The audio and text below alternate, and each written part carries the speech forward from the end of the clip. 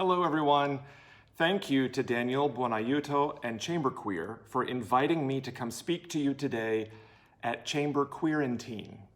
My name is Chuck Dillard, and I am the founder and artistic director of Queer Opera in Portland, Oregon, as well as assistant professor of collaborative piano and music director of the opera program at Portland State University.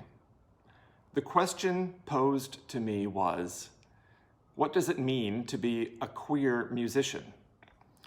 My first response, written a while back, was to celebrate music, celebrate myself, and celebrate others. Today, in these times, around the beginning of June 2020, that does not feel like the best answer. Instead, my response to that question of what does it mean to be a queer musician is that I have a platform for myself and others to stand on stage and have our voices heard and our stories told. So many people in our community do not have a stage to stand on. Most do not even have the means to hold an event where 100 people can gather and actually pay to keep their mouths shut and listen to what we have to say. We have that platform. Queer musicians have that platform. Not only do we have the honor to share the voices of Beethoven and Brahms and the words of Verlaine and Whitman, but we can share our unique voices and stories as well. As a musician, as an artist in this climate, we must keep doing our work to bring light into the world. As a queer musician, as an underrepresented voice, we have the opportunity to reflect and refract that light to make this world a more colorful place. Please enjoy an excerpt from our Opera Scenes program last September featuring Maeve Stier and Maddy Tran in a scene from La Traviata where Alfredo admits their love for Violetta. But first, here's a little introduction to queer opera and how we try to bring queer voices to the stage. The world needs queer opera right now, and opera needs queer opera right now. Relationships look different, families look different, so why can't opera be different? I think it should be. Queer opera is operas cast regardless of gender and voice type. Good morning! We're reclaiming opera to make it for everybody. Art is a reflection of humanity, and what better vehicle to spread love and acceptance and to celebrate queerness than through art. Growing up in the Deep South as a gay man, you do everything that you can to not be seen. The bravery that these students have really inspires me. That's great. To be able to stand on stage and express yourself fully is a very powerful experience. College changes everybody, but this program is special because it accelerates the possibility for students to grow. I've always been into opera since I was a kid in Kansas. When I was 18, I came out and my parents' initial reaction was, how are you going to be an opera singer? Being a part of queer opera, I got to face some of my own fears on stage with people that I really trust. It's made me so much more secure as a singer and as a person. Queer opera has taught me that I can be my authentic self and that I have a place in opera. Hey! It took me a long time to come out. And part of it was I didn't have those positive gay role models in my art form. It felt like I had to choose between my career or being who I was. Queer opera has a massive potential to reach a lot of gay youth and to tell them that not only is it okay to be gay, but you can be successful and gay. You can be proud of yourself and gay. You can be an incredible artist and also be gay. For everybody, there's something about yourself that you struggle with. Putting that on stage is like screaming through a megaphone. Here's what I'm insecure about. But once you've put stuff on stage, you realize, I've done that. You know, how scary can real life be? I'm beyond excited to see this program grow. You know, we produce queer opera in a week, and because of that, it's intense. The students work very hard, but it's also portable. At the national level, this has great potential for impact. Queer opera has the potential to change opera and have it truly reflect the world that we live in. It could reach that young person questioning themselves and show them they can be successful and celebrated and loved, and also get to sing. The time is right, the singers are out there, and the audience is ready to hear what we have to say.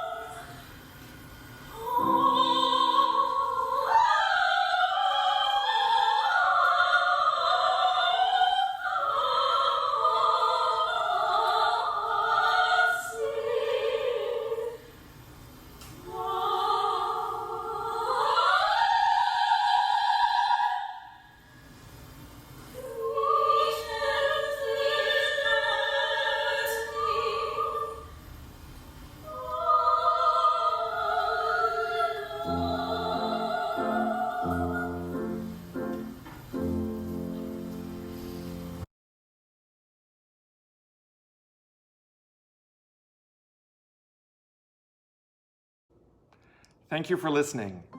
Please check out queeropera.org and our Facebook page to stay up to date. Although our third season has changed, We are currently planning for a major symposium this September and virtual production of Green Sneakers by Ricky Ian Gordon with bass baritone Daniel Mobbs this December. Subscribe on our website to find out more. Thanks again to Chamber Queer for this opportunity, and let's get our voices out there.